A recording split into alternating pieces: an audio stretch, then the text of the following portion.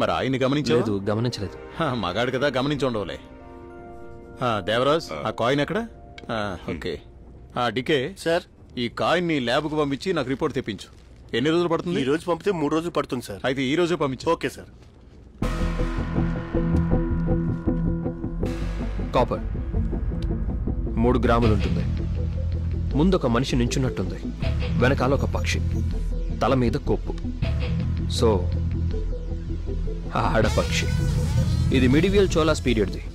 I think Rajendra Cholan.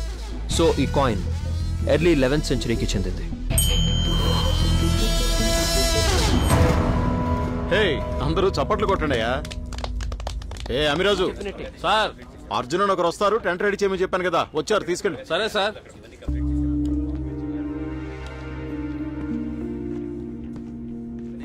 నమస్తే తమ్ముడు, ప్రయాణం బాగా జరిగింది. నమస్తే, బాగా జరిగింది.